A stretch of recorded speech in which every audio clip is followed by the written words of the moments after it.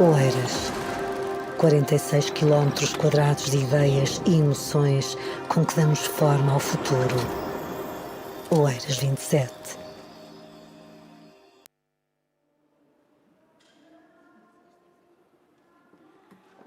Well, good afternoon, everyone.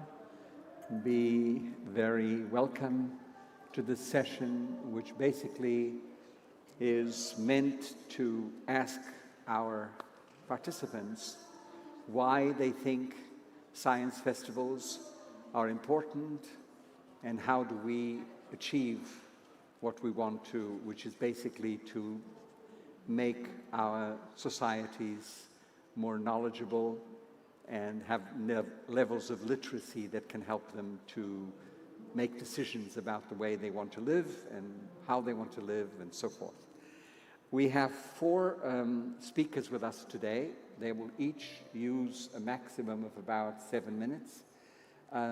And we will be very rigorous about timing. And they are Pedro Patacho, who's here from the Câmara Municipal of Oeiras, Mónica Bettencourt-Dias, which everyone knows, who's from the Gulbenkian Foundation, McNulty, who's National Geographic, and Timothy Caulfield, who is going to talk about creativity. I was very excited about the idea that you'll be talking about creativity. So, let me start right away, and I have two major issues I want to raise with you. First of all, why do you think, why has Oeiras, why does institutions such as city halls think that science festivals, knowledge festivals are important? Pedro. Okay, thank you, Alexandre. Greetings to all the audience that are here with us today. Claire, hello. Timothy, Monica, thank you to be here.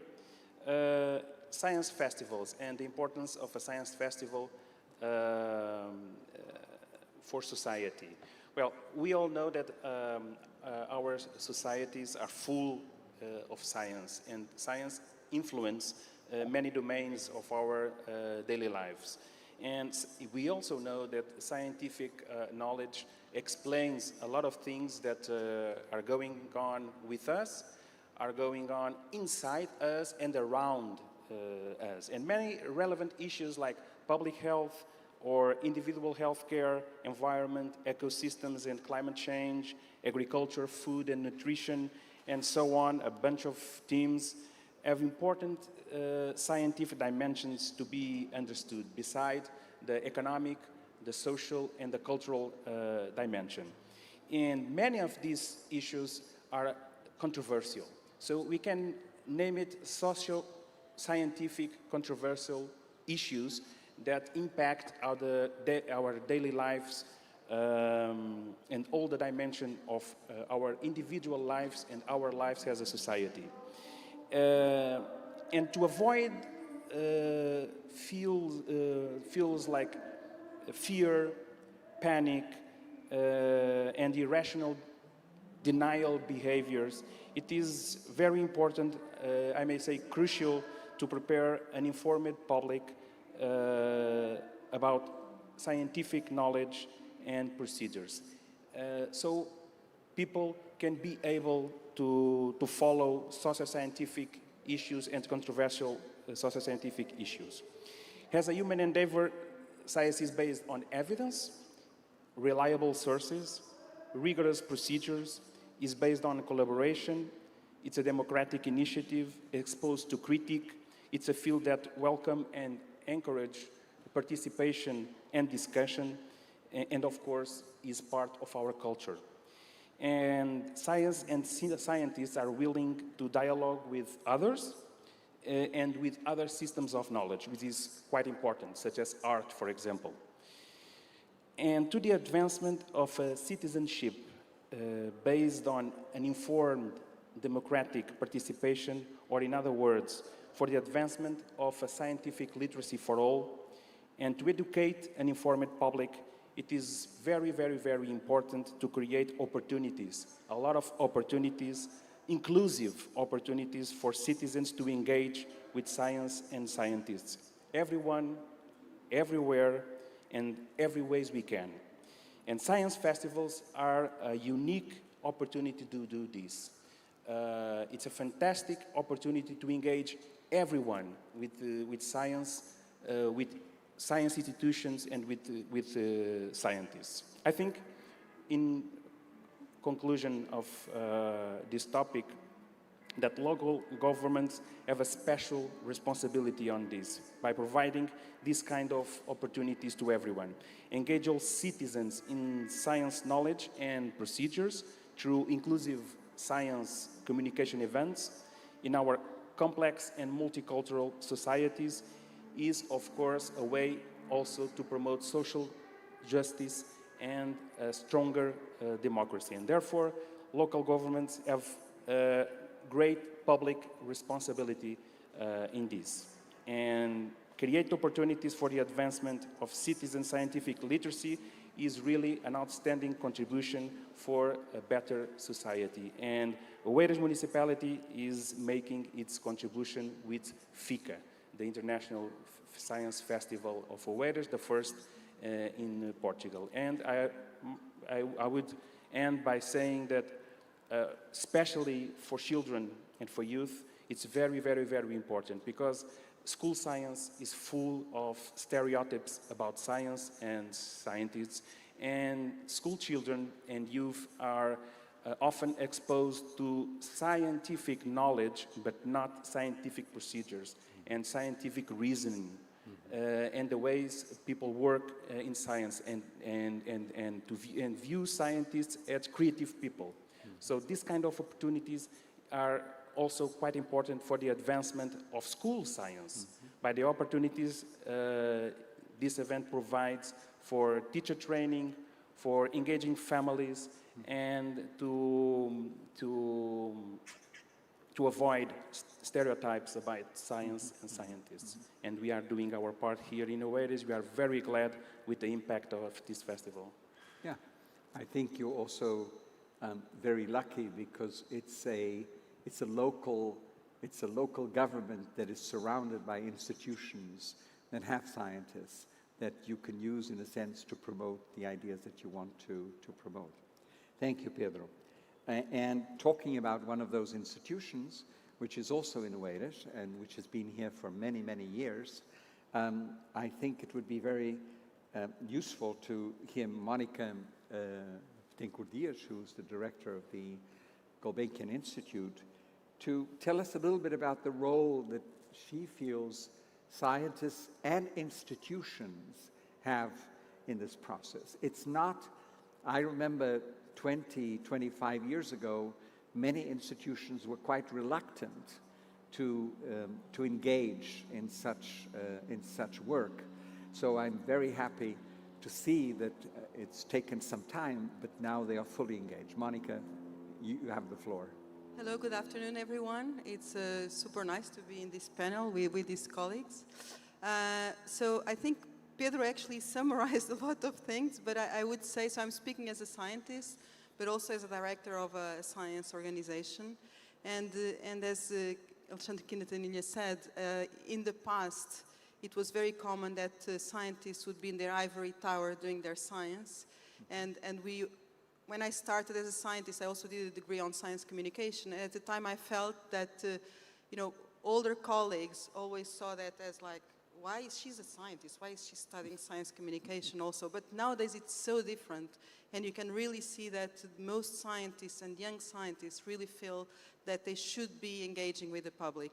And I would say that, of course, a very important reason is what Pedro said, that science is surrounding us, and we know that citizens, to make the right decisions, need to be informed about science. And it's not just about being informed about science, but actually knowing to act in a more scientific way, to be able to criticize, the facts that they get that may not be facts through the social media, and to be able also to participate in the decisions that the city council, for example, makes regarding their environment and other things. So as scientists, we know that science is important, make a difference in our daily life. So it's very important that scientists are aware of science. But there is also the reverse of the coin, which is that our science is paid by citizens, so we actually have a moral duty also to engage with citizens and actually to hear from citizens what is the science that we should be doing, and to be really dialoguing with the public in general about the science we do. And I think more and more we see that scientists, and in particular here in Oeiras, are extremely aware of this, and it's fantastic that we have a council that also thinks in the same way.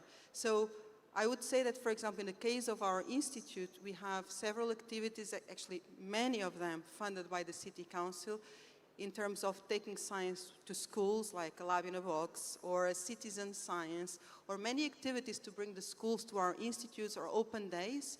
But actually a science festival provides a different opportunity, which is that in all the other activities, it's focused on a single institution.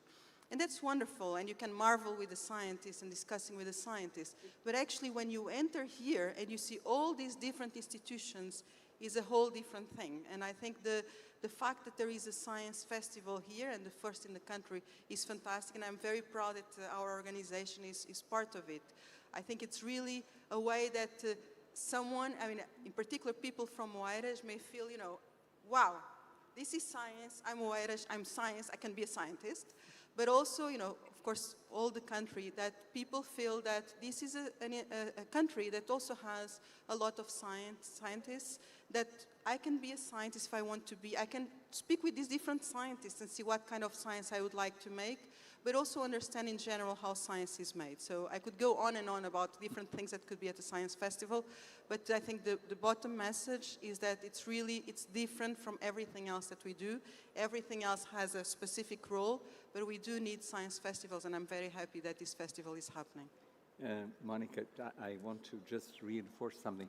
I think there's a very famous sentence by Bertrand Russell 80 years ago, where he said that, and it's very actual, I mean, today I think it's the same thing. He said the main problem with the world was that fools and fanatics are full of certainty, and the wiser people are full of doubts. And I think one of the things that we learn from people that are searching for knowledge is that it's doubt that starts the whole process going, and that you very often, that doubt continues, and asking sometimes scientists to give you a yes or no answer is not possible, because you still don't know enough to do that, but that whole process is important. And this is so timely nowadays. Thank you very much, Mónica. We now move to Claire McNulty, and I'm very pleased because I was part of the advisory council of National Geographic for some years, and used to go to Washington every year to meet and the choices of specific projects and that they were being funded. So very welcome, Claire. Please, the floor is yours. You have about 7 minutes to convince us. I'm sure it won't be hard, but it's all yours.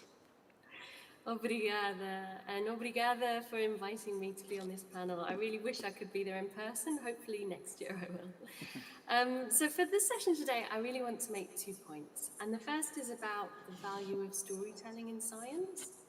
And the second is that the storyteller matters, and that it's important for science festivals to have diversity and to have role models who reflect wider society. And I think that point has just been made really well as well by Pedro and Mónica. You know, I love science. I have done since I was a child, but even my eyes glaze over sometimes when I'm confronted by reams and reams of technical jargon. And so I know that when scientists want to engage with us, want to communicate, it really helps to make a connection on a personal or even an emotional level, as well as the technical one. And one way to do this that we're passionate about National Geographic as well is through storytelling. And this doesn't mean dumbing down the science, it's really important to say that, or having to present everything in a classical fairy tale with a villain and a hero. It's about understanding your audience, giving them a hook to relate to that will bring them on the journey with you. That could be telling them about the long nights that you've spent in the lab or the failed experiments, as well as the results that they led to.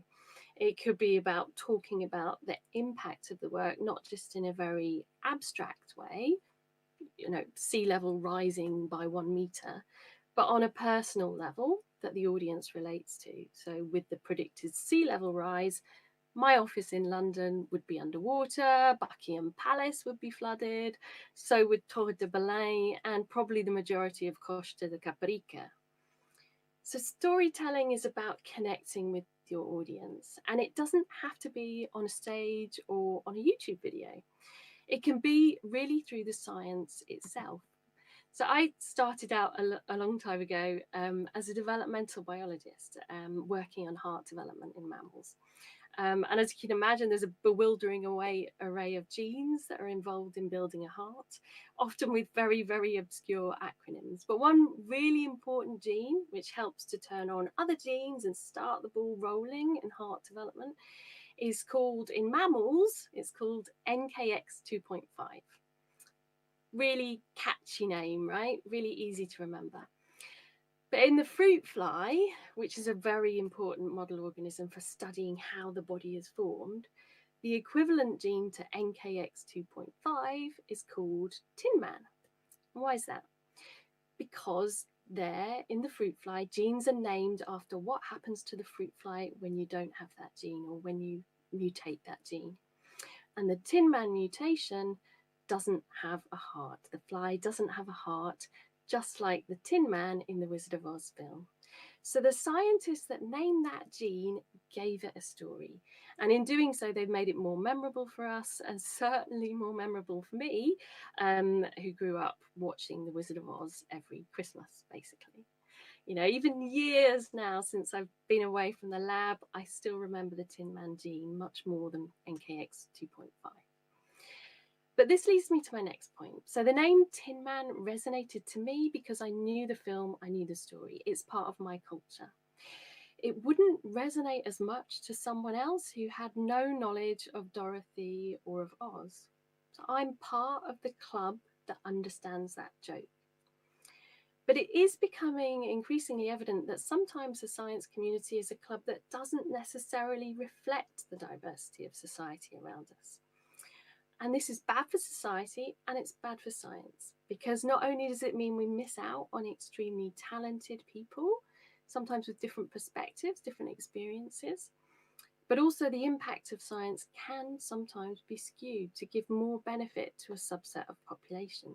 I'm thinking particularly here in medical research, and Tim probably has some examples of that. But if you just look at an analysis of genome-wide association studies, where they're looking for genetic factors involved in disease, around 80% of the 35 million samples collected globally were from people with European ancestry, and only 3% from people with African ancestry.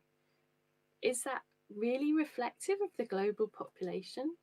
And what are we missing because we're simply not looking? Now, we've made amazing strides, I think, in the past years to increase the representation of women in science. And I know that Portugal in particular is really leading the way in this in Europe, which is fantastic. I can remember when I was little, pretty much the only female scientist that I had to look up to was Marie Curie. And this has now changed, and it's brilliant. And I really want to say well done to the FIC.A festival, because it's really reflected that gender equality in the lineup. But I think that we still have further to go when it comes to the equal representation of scientists from Black and Asian and other minority ethnic groups. So we know in the UK, studies have shown that Black scientists in particular are underrepresented in science when compared to their presence in the general population. And although many talented Black students start a career in science, they're less likely to be able to proceed in their careers, and they're much less likely to become professors than their white counterparts. And there's probably lots and lots of reasons for this, and I don't know about the situation in Portugal and whether it's similar or not. But there are different reasons. There's structural racism, there's unconscious bias. But one way that science festivals in particular can help is to highlight and celebrate Black and Asian scientists, and indeed scientists from other underrepresented groups. Because as Pedro said, children Students, young researchers, they need to see role models in science that they can relate to, rather than feeling consciously or unconsciously that scientific career is not for them. We've got some fantastic role models out there, and it would be really great to see more diversity, even more diversity, as we develop festivals in the future. Because as people say, if you can't see it, you can't be it. So finally, just going back to my original point, communication of science benefits from a storytelling approach. And sometimes it's not just the story that matters, but also the storyteller. We don't need all the stories to be universally understood. That could get really boring. But we do need different people telling them so that everyone has something to relate to and feels included. After all, science is about curiosity and understanding the entire planet and the universe beyond, not just one small subset of it. So we in science festivals, we have that responsibility to make sure that our scientists and the stories that they tell are diverse and representative. And hopefully this will help to ensure the next generation of scientists truly reflects the world around us. And I'll end there. Thank you. Thank you, Claire. I think this idea that knowledge, just like science in general, can only advance when you, through new questions that are being answered. So it starts with curiosity. It starts with people trying to understand something which they don't understand, something which they've observed, something which they felt, something which they saw, and they ask questions. And then the storytelling is the attempt to give answers to those questions. So it's imagination working. And so stimulating both curiosity and imagination are probably the most important things that we can do. And what I think is important in this festival is that you have people here in areas that are not only from biology, chemistry, physics, mathematics, but also from the social sciences, from the humanities, which are sometimes the best people to make stories and to tell stories about things. So that's another very important component that I think that's working here. Timothy, you have the privilege of now being the last person to talk, and so the floor is yours. You come originally from Canada. So very welcome to Portugal. I was there 2 or 3 years ago visiting Lake Louise. Unfortunately, at that time, there were so many fires that some of the mountains were not visible because of the smoke. Half of the continent was covered in snow. Timothy, the floor is yours. Thank you very, very much. It's a real pleasure and honor to be here in Portugal. Lisbon is one of my absolute favorite cities in the whole world. So thank you for the opportunity and to be part of this wonderful event, which really I think reflects what I want to talk about, and that is creativity. And it follows very, very nicely on what Claire talked about, because stories are a very important part of the science communication process, and a way that we can use creativity to get across science. Now look, I study misinformation, I study how science is represented in the public sphere. This topic has never been as important as it is right now. We really do need to teach critical thinking. We need to teach media literacy. We need to teach people about science, but more importantly, we need to engage them. We need to engage different communities, and science festivals are I think, an ideal place to do exactly that, and to do it in a manner that is creative. So I want to talk about 4 things real quick. Why I could do more, I could do 10, but I picked 4. I picked 4. Why I think this is important and worthwhile. Number one is the word process. So what do I mean by that? A science festival is an opportunity to talk about and to show that science is a process. It's a journey, it's a story, it's a narrative. Science festivals can do that, and you talked about that too. Science is not a list of facts. It's not if one fact is wrong, science is wrong, but we've seen that be weaponized again and again. the challenge of uncertainty. And this past year and a half have really demonstrated the degree to which uncertainty can be weaponized. Dogmatism can be weaponized. But science festivals are an opportunity to talk about the beauty of the science and to invite people along on that scientific journey. You can go and see a solar-powered race boat. Did you guys see that? The solar-powered race boat? And there was a story about how it was made and why it was important. And you can see it and you can touch it and you can see the people who are involved in that process. And what they still need to do to improve it. They take you on not just their speedboat journey, but their scientific journey. And festivals, I think, are the ideal place to teach that journey. And by teaching people that science is a journey, you vaccinate them against people weaponizing uncertainty and the myth that science is a list of facts. So that's number one, process. Number two, openness. So what do I mean by that? Being creative, using creative strategies invites people to think of things anew, to come to the topic with a more open profile. We know, everyone here knows, that science has become more about ideology than, I've been doing this for 3 decades. I wonder if Claire agrees with this. I've never seen science rely so much on ideology. The misinformation is embedded in ideology increasingly. Yes, I know we've seen that with climate change. We've seen it with stem cell research. We've seen it with GMOs. But I don't think we've ever seen it on an international scale like we are right now. And a lot of studies tell us that this is increasingly about ideology and not so much about scientific facts. So how does that relate to creativity? Well, there is really interesting work that suggests that art, that music, that stories invites people to look at things with fresh eyes. That perhaps, in just a small manner, to set aside their ideology, to set aside their in-group thinking, to set aside their tribalism, and to look at a topic differently. And that's also something I'm going to come back at the end, why diversity is so important. Having different voices are so important. But again, a science festival, a science center, the ideal place, right? The ideal place to invite people in and to use art, humor, stories, narratives, to have them look at a topic with fresh eyes. Number three, thank you. I can't even count.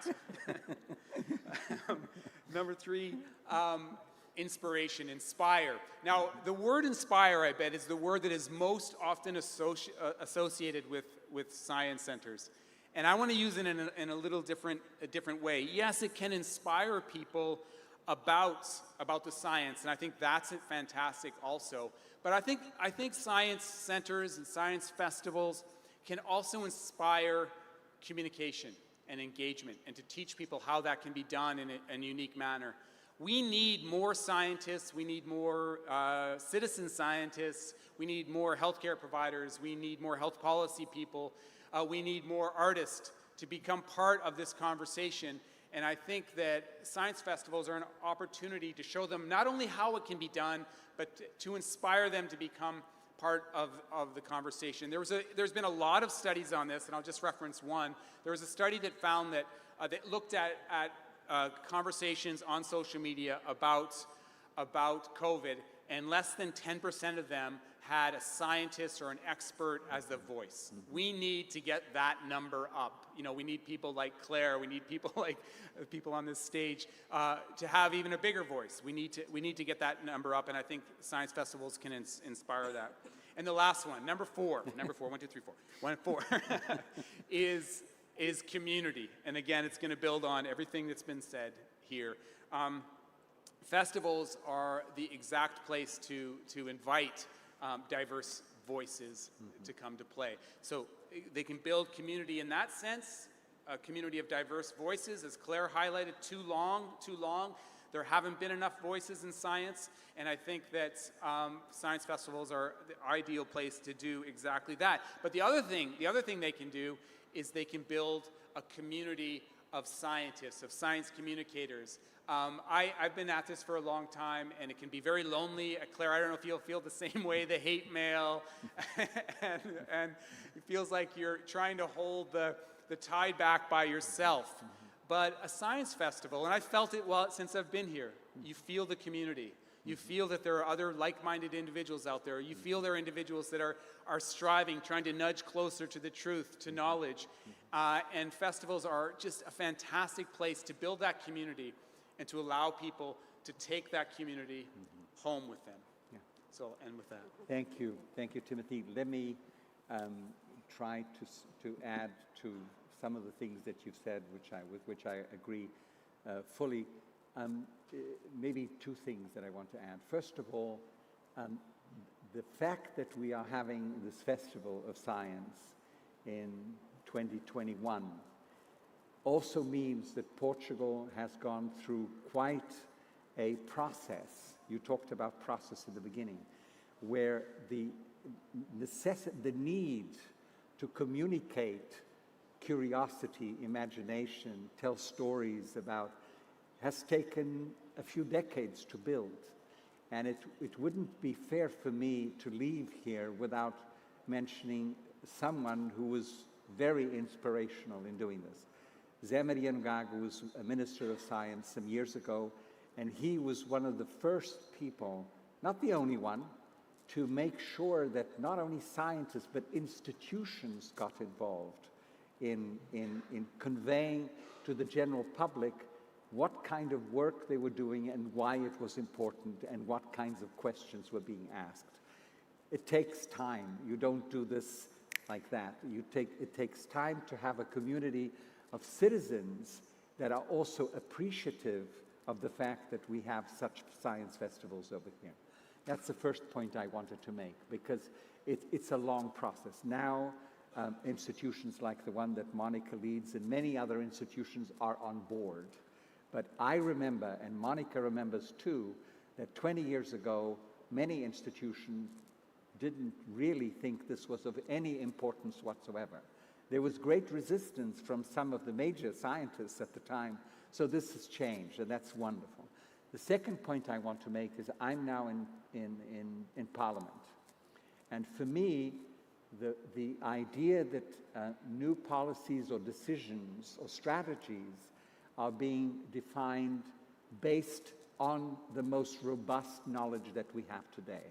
Not the truth, not the truth with a capital T, but a truth that, the knowledge that is evolving, new things that are coming up. And the pandemic that just went through was a very good example of that. The fact that you had so many contradictory things at the beginning. You know, people in different disciplines had different ideas about how things were going to evolve. And it was a little confusing for the general public. You know, you'd hear one scientist saying one thing, another scientist saying something else. But by the end, I think we now have a society where we have very few negationists in Portugal, very, very few. And the last study that was done in Europe shows that Portugal is number one in terms of interest in knowledge being important for devising policies that the country should lead. But it takes time. And unfortunately, in politics, sometimes there is no time. The pressure is so big that you have to make decisions, take decisions, and people need to understand that some of those decisions sometimes need to be reversed when you get more knowledge in the process. And it's not just knowledge in the sort of hard sciences, knowledge about how society responds, how people understand risk. What is risk? You know, do you look at a society as being a structure that is robust or fragile, and you have different ways of dealing with that. Sorry, I needed to add this because it's important to contextualize also some of the things that you're doing.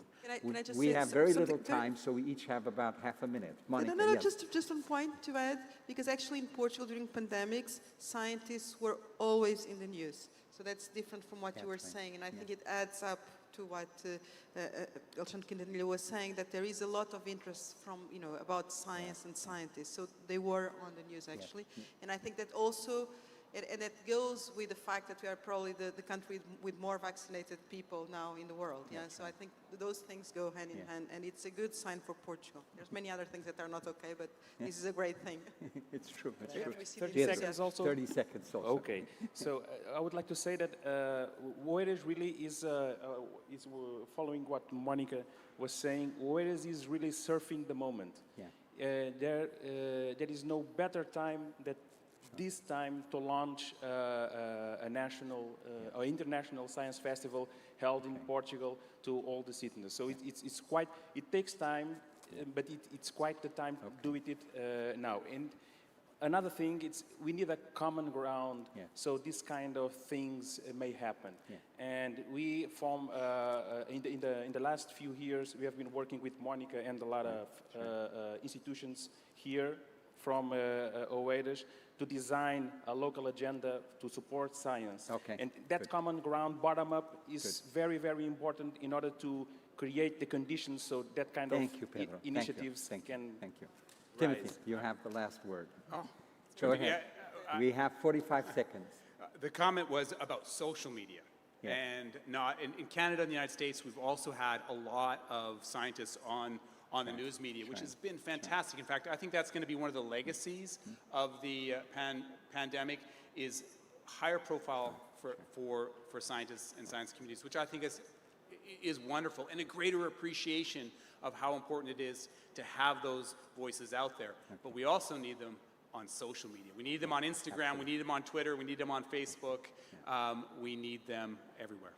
Claire, can you want to add something? 30 seconds. Just super quick, I think it's never necessarily science-led policy, it's science-informed policy.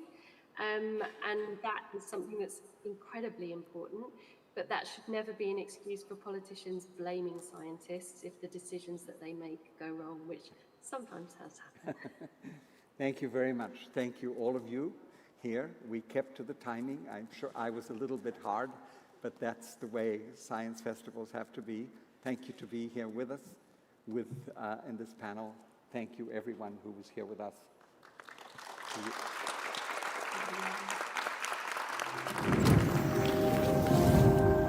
Oeiras.